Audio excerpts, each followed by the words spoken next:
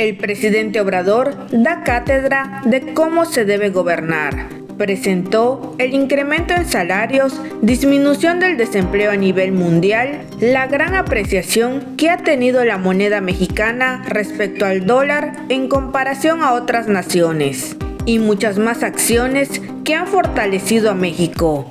El presidente cuestiona si Ciro o alguno de sus brillantes analistas presentará esta información tan reveladora de lo que es un buen gobierno, un gobierno para el pueblo de México. México ha tenido un récord en el incremento de inversiones extranjeras y habrá muchas más. El presidente mostró la hazaña del incremento en el PIB después de atravesar la terrible pandemia que golpeó la economía mexicana.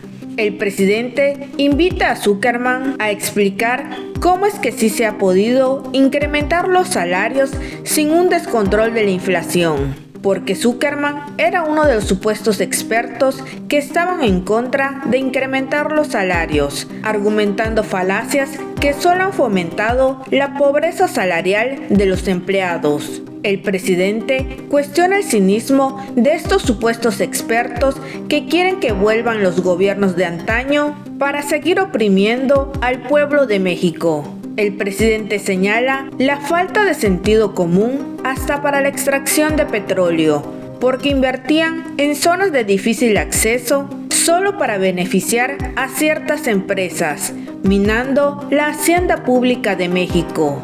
El presidente no dudó en poner en su lugar a una pseudoperiodista que cuestionó las cifras de disminución de delincuencia, señalando que las cifras estaban maquilladas. El presidente le aclaró que en su gobierno eso no se hace.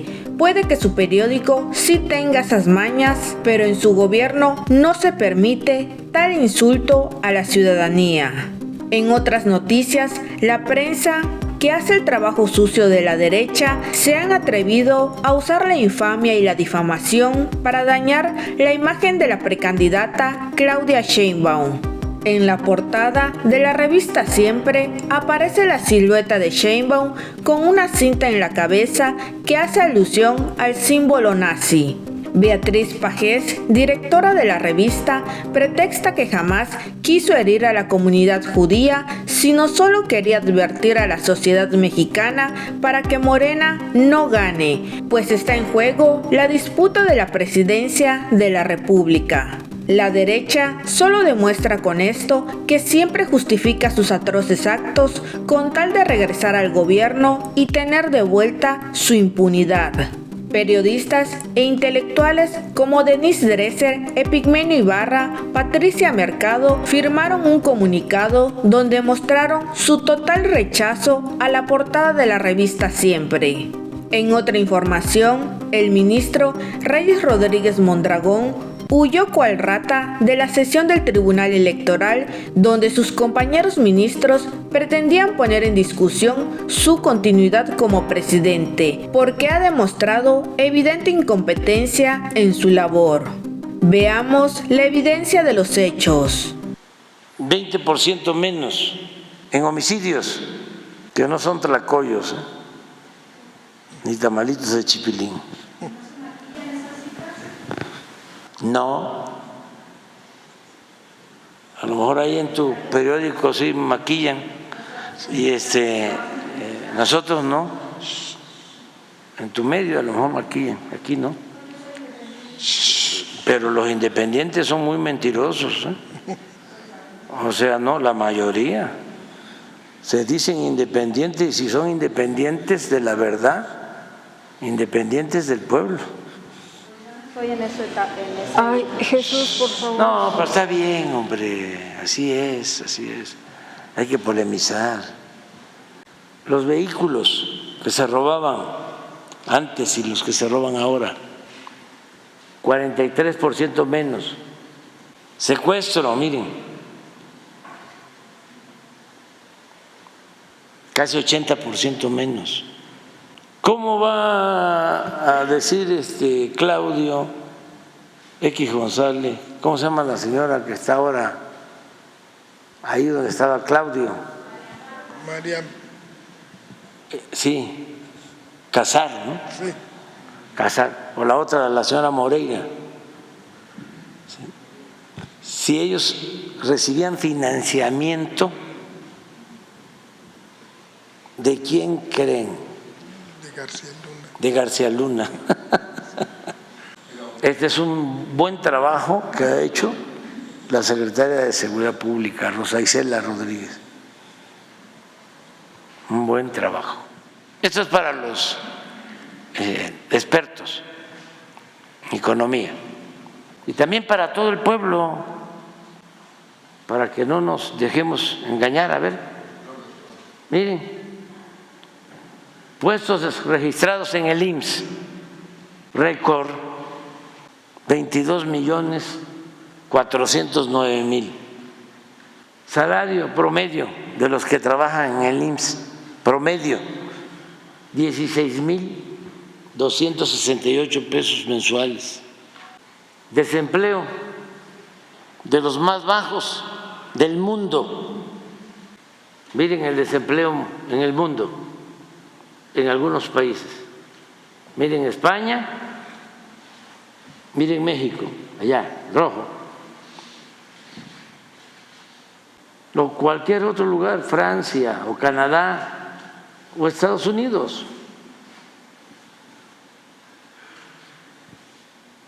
Que pertenecen a la OCDE, el peso, lo que se ha apreciado, 15%. Miren los demás países, miren el euro,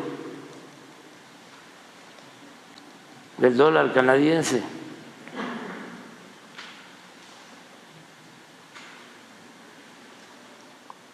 Es la moneda que más se ha apreciado con relación al dólar. Miren cómo era antes, ya se les olvidó.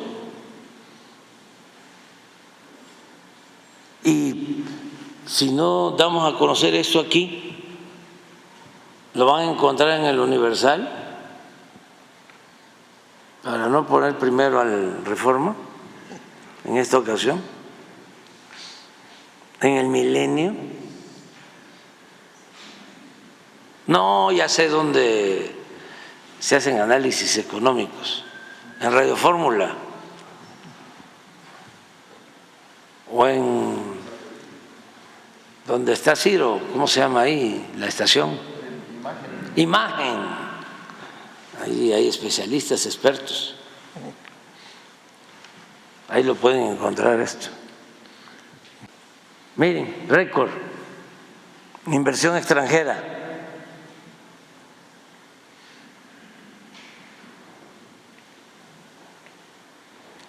Y va a crecer más. Primer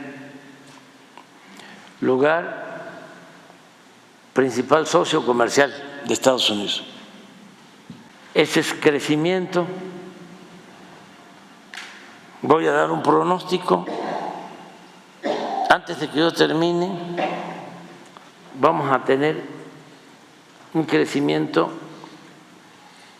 del 1.3 promedio anual, a pesar de que nos caímos 19% con la pandemia. Vamos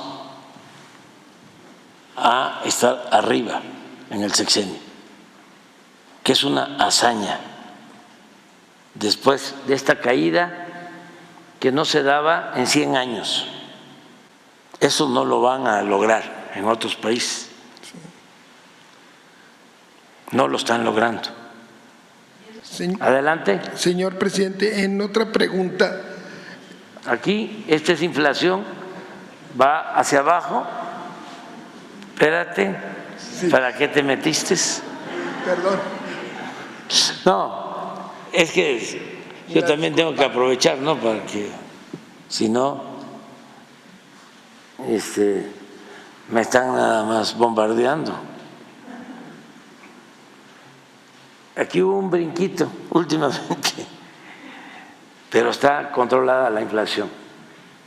Tenemos que hacer más esfuerzos y existe el acuerdo de que no va a aumentar la gasolina, ni el diésel, ni la luz, ni el gas en términos reales. Incluso vamos a procurar que siga bajando. Es el compromiso, porque nos ayuda mucho para el control de inflación. Esto sí es único.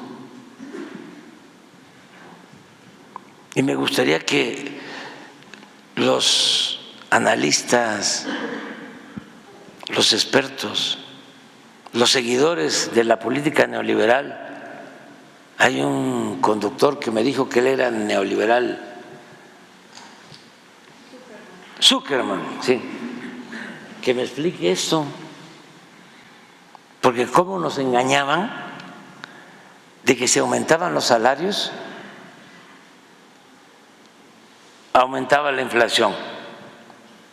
Por lo tanto, no podían aumentar los salarios porque no querían que se incrementara la inflación. O sea, ¿qué ha pasado si hemos aumentado el salario y hay control de inflación? Era engaño,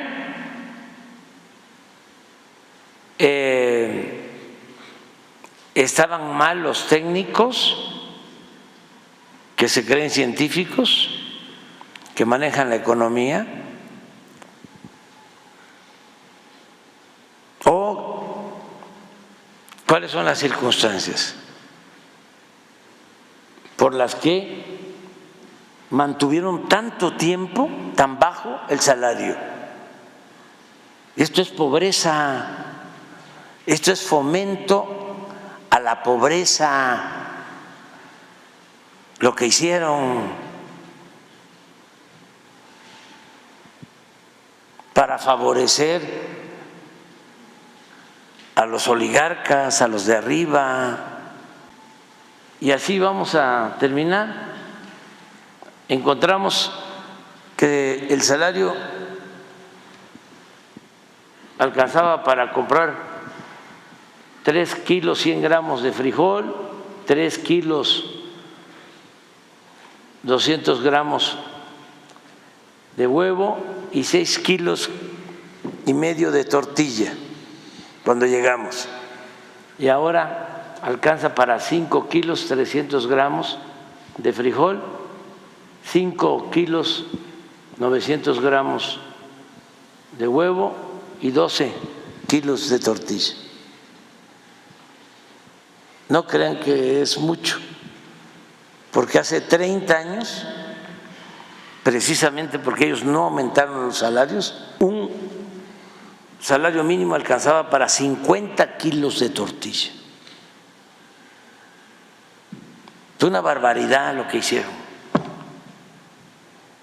Y todavía andan ahí queriendo regresar. Sí, queremos que regresen, pero lo que se robaron, eso es lo que me tiene más contento.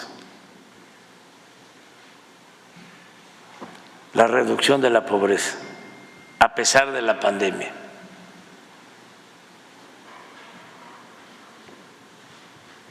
Le deseo que le vaya bien al pueblo de Argentina, pero quien llegó a la presidencia, una de las cosas que planteó es que no iba a haber inversión pública.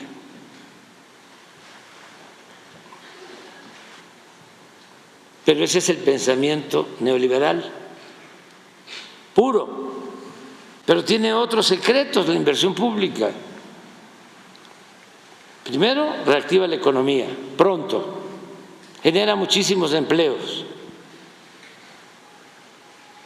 se hacen las obras que se requieren, pero además de eso, con la inversión pública pueden estar las tasas altas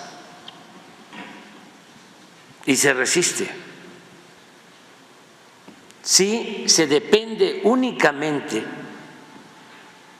de la inversión privada con tasas altas, no es lo mismo. Claro que está creciendo la inversión privada y desde luego la inversión extranjera, pero la inversión pública ayuda mucho en producción de petróleo. 14, 15 años cayendo y nos ha costado, pero ya el promedio que traemos es de 1.878.000 barriles. Y la deuda de Pemex es menor a la deuda que se recibió cuando llegamos. Y tenemos ahora más reservas de petróleo descubiertas. O sea, no van a tener problema los próximos gobiernos. Hay petróleo suficiente y a menos costo, porque los campos nuevos que se descubrieron están en tierra y en aguas someras y cuesta menos extraer el petróleo. También voy a ahondar en eso.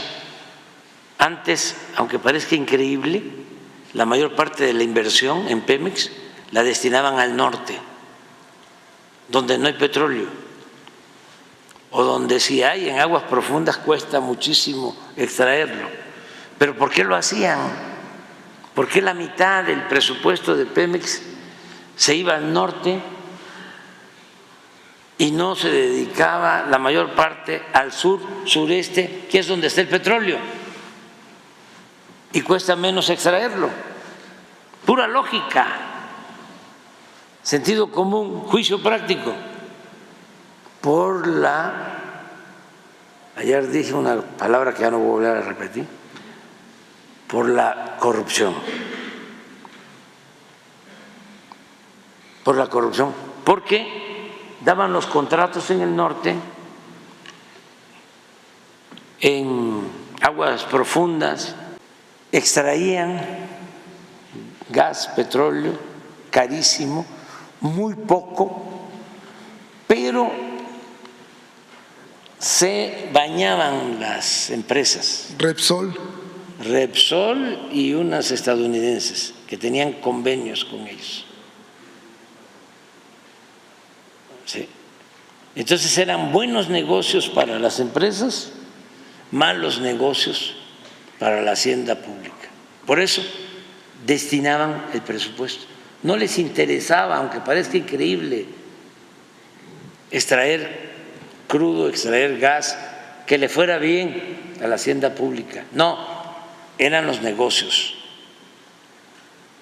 con las empresas constructoras. Eso se terminó. Y miren esto, la gasolina, 8% menos que cuando llegamos, en términos reales, 6% menos la premium.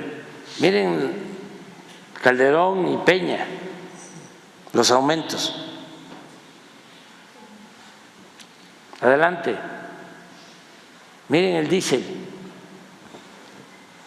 50% con Calderón, aumento, casi 50% también con Peña, 8% menos con nosotros. Adelante. Gas. Imagínense que un cilindro de gas de 20 kilos, 400 pesos, que es el que consume la gente más pobre, ¿cómo no voy a estar contento? Como nota principal. Es la principal, Ciro. A propósito de la portada de la revista Siempre, que sale el viernes, que podemos ver, es el contorno de Claudia, ¿no? Con una cinta de la suástica en la es la silueta, ¿no?, de Claudia Sheinbaum con su cola de caballo, pero le ponen una banda de pelo roja con la vástica. Pues sí, la alemana, la de Hitler, ¿no? Hitleriana, nazista, ¿no? Y el texto: no permitamos que gane. Bueno, y eso pues es motivo de una crítica dura. Finalmente sale, además de esta portada, Ciro, que la jornada que dice: infamia la portada de Siempre en mi contra, usa el odio y la discriminación por esta fotografía Y después dice la jornada, sin emitir disculpas, la casa editorial borró de sus redes sociales la imagen y la sustituyó. Pero hablabas desplegado, de un Ciro, sí, un desplegado que se publica el fin de semana. Dice, el viernes 8, la directora y propietaria de la revista Siempre dio a conocer la portada de su más reciente número. En ella se muestra lo que tú dices. Creemos finalmente que la libertad de expresión y de prensa son el pilar de una democracia, pero el ejercicio de ese derecho conlleva responsabilidades. La señora Pagés, su equipo editorial cruzaron, dice este desplegado, una línea inadmisible en los tiempos que vivimos. La portada no solo es deshonesta, ofensiva contra Sheinbaum, sino con las verdaderas víctimas del fascismo, sus familiares. Le recordamos a actores políticos y mediáticos que hay una sociedad vigilante. Dice que no permitamos el discurso discriminatorio. Exigimos a la señora Pagés se retire la portada de circulación y ofrezca una disculpa pública a todas las personas y a los grupos que ofendió con su publicación. ¿Quién firma? Nombre, Ciro. Hay muchos. De entrada es Marta Lamas y Pablo Lajeda las responsables, pero ahí van. Agustín Acosta, Ana Laura Magaloni, Ángeles Mastreta, Bernardo Batis, Carmen Boullosa, Damián Alcázar, Denise Dresser, Dolores Heredia, Elena Poniatowska, Epigmenio Ibarra, Héctor Vasconcelos, Javier Jiménez Espriu, Javier Quijano, Estayo Ackerman, José Woldenberg, Juan Villoro, Marta Lamas, Mauricio Merino, María Teresa Priego, Olga Sánchez Cordero, la ministra, Patricia Mercado, Ricardo Becerra, Rolando Cordera, Ricardo Rafael, Sara Sefcovic, Verónica Velasco, muchos más nombres. Y ayer también la revista Siempre cambió, en efecto, la portada, quitó esa imagen de Claudia Sheinbaum y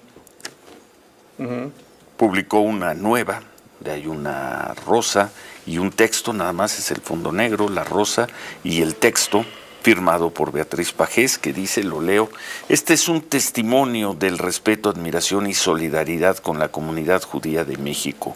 Nunca fue nuestra intención herirla con la portada publicada en el número 3678 de este semanario. El propósito fue, como lo dice con toda claridad el editorial, oponernos al régimen autoritario que gobierna el país, que de consolidarse en el 2024 pondría en riesgo las libertades y derechos humanos de todos. Si no tienen inconveniente, magistrados, decreto un breve receso. Por favor, tome nota, secretario general, de acuerdo, que este receso será de 15 minutos para entonces reanudar la sesión pública a las 18:43. El magistrado presidente se levantó de su silla y huyó del pleno privado. Medios y audiencias fueron testigos que en lugar de reanudar la sesión, el presidente Reyes Rodríguez Mondragón huyó de su propio tribunal y de su pleno. Evidencia que no tiene palabra y que no dice la verdad. Ese es el problema, no ve por la institución. Faltó a su palabra, todos lo vieron. Entonces, por favor, certifique que, siendo las 18:56 horas de la fecha en que se actúa, se reanuda esta sesión ante la ausencia de los magistrados Yanino Talora Malassi y del presidente Reyes Rodríguez Mondragón, que habían acordado reanudar la sesión a las 18:50. Bien, nada más es un posicionamiento frente a la opinión pública, porque se dieron diversas inquietudes en torno a la ausencia de 3 magistraturas, en este caso la magistrada Mónica Soto Fregoso, del magistrado Felipe de la Mata Pizaña y su servidor Felipe Fuentes Barrera, el día en que se rindió el informe por parte del presidente del Tribunal Electoral del Poder Judicial de la Federación ante la Suprema Corte de Justicia de la Nación.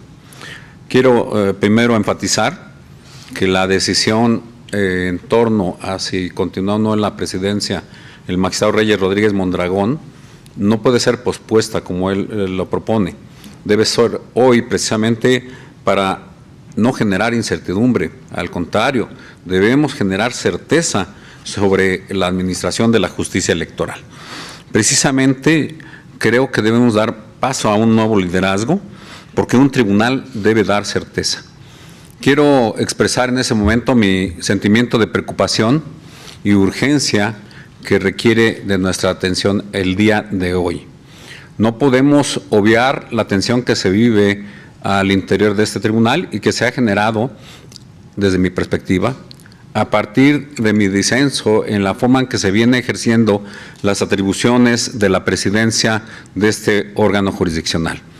La presidencia debería unir esfuerzos y los recursos de esta gran institución en torno y a favor de la ciudadanía. A ella entonces me dirijo, pues es a quien nos debemos. En una reunión de carácter privado que reconoció el presidente del tribunal, ustedes le escucharon hace unos momentos, y de carácter institucional, se trató de zanjar las diferencias y problemas relacionados con el actuar de la presidencia de este tribunal. La mayoría de las magistraturas hicimos ver las causas administrativas y jurisdiccionales por las que no estamos de acuerdo con su conducción, por lo que le solicitamos al magistrado Reyes Rodríguez Mondragón su renuncia como presidente. Ante ello, arguyó que desestimaba las causas que manifestamos e incluso se pronunció expresamente en el hecho de que debía consultarse a la Suprema Corte de Justicia de la Nación para que interviniera en este asunto, en este conflicto. Las magistraturas de esta Sala Superior somos plenamente respetuosas del máximo órgano jurisdiccional. Por ello, refrendo mi reconocimiento a las ministras y los ministros. Sin embargo, considero que precisamente siendo uno de los valores fundamentales el de la independencia y la autonomía de este órgano jurisdiccional, los conflictos del mismo o los temas que deban resolverse deben ser al interior de este pleno. Deben ser las magistraturas de este órgano jurisdiccional las que definan el rumbo que debe tomar la institución. La solicitud por parte del presidente de este tribunal, a fin de que fuera otra institución la que interviniera para alcanzar una solución, para mí demuestra y hace palpable, además de las razones administrativas y jurisdiccionales que les he mencionado, una razón adicional para tener una pérdida de confianza en relación con el actuar del presidente. Pues esa solicitud, precisamente lo señalo y lo reitero, atenta contra la independencia y autonomía a la que estamos obligados a defender. Si el video fue de tu agrado, suscríbete, danos un like y nos vemos en la próxima. Gracias.